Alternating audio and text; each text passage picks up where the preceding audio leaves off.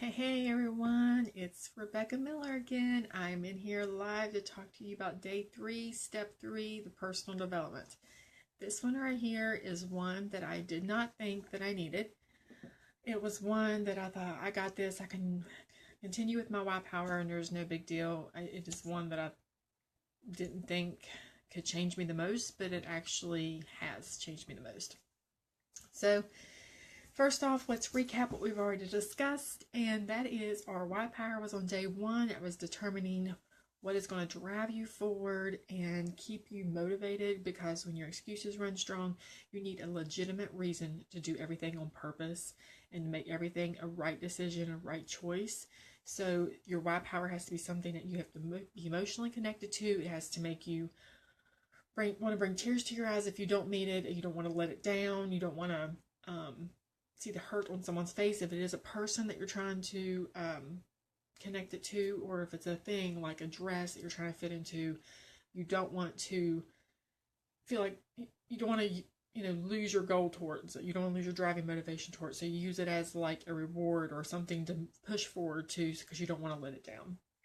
And your SMART goals, you have to have a big goal, which is like 50 pounds you want to lose, and all your SMART goals on how you want to reach it, which is like 5 pounds a month. And you put deadlines on yourself, so when you meet it, you just crush that goal, you move on to the next, and you just keep doing little by little, and before you know it, that 50 pounds is gone.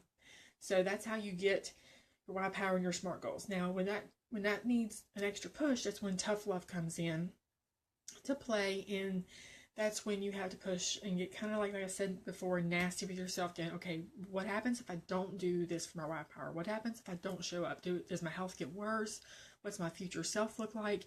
Put it in perspective. Actually visualize what you see, and like something that you don't want to happen. That's going to be something that's going to push you forward and make you want to move forward. Okay, so that is that. Excuse crusher. I told you to make a list of all your excuses, and then what are you going to say to crush that excuse. So like if I can't get up in time, I'm going to get up 30 minutes in time. Or I have no time to work out, I'm going to get up 30 minutes before everybody else does, so I have no excuses as to why I can't get it done, because everybody else is sleeping. I'm getting that me time in and taking care of me, and then I can go about my day, because everybody knows everybody's schedule is hectic, busy, because we're all busy. Even I am, okay? So don't feel like you can't get stuff done. You can. You just got to plan your day around it, okay? Is it fun getting up at 4:15? No, but I still do it because I know it works best with my schedule. Evening time is spent with Sean, reading books, playing with him, doing bath time, reading time, dinner time, family time, all that stuff. That's all devoted for family.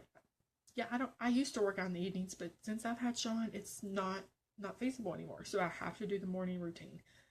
And it just works for me. You'll find what works for you too. This one here is this one is so tricky, because it's not tricky in the fact that it's hard. It's just sometimes people find it hard to do because they don't like to read. And that's my deal. I don't like to read. I hate it. I hate to read books. Despise it. So the way I get around it is I use Amazon Audibles. I just download one book a month, and I listen to it on my way to work. It's a 20-minute drive. 5 days a week, I get 20 minutes of personal development in, and I'm telling you guys, it changes everything. It puts everything into perspective. It teaches you how to crush your goals, how to motivate yourself, release any self-doubt, show you how to release your fears, and how you to change your old habits into better ones. And every month since I've been doing this since January of last year, every month I keep getting better and better at these struggles, getting better and better at creating better habits, okay? So it takes practice, because before I was not a person who read. So this was one that I wanted to dismiss. And although it's optional, to me, it's the most one that gives you the game changer over time. So, I was all gung-ho in the beginning because I was seeing results. I was getting things done. And it's tough to stick to when you don't, where you gotta constantly be on your game and constantly gotta believe in yourself. And sometimes you just need that extra push to tell you that you can do it. And that's where personal development comes from. I'm telling you guys, it's all mindset. It's 80% nutrition, 20% workouts, but it's 100% mindset. And you need personal development to grow as a person. It's crucial. I'm telling you, it's so crucial. Whenever you start to grow and you change and you start feeling more powerful, you start feeling more, like you've got more strength, and you can overcome a lot more stuff when you're feeling this way. Before I was very weak. I was very weak as a person, not just muscle-wise, but weak as a person. I let people run over top of me.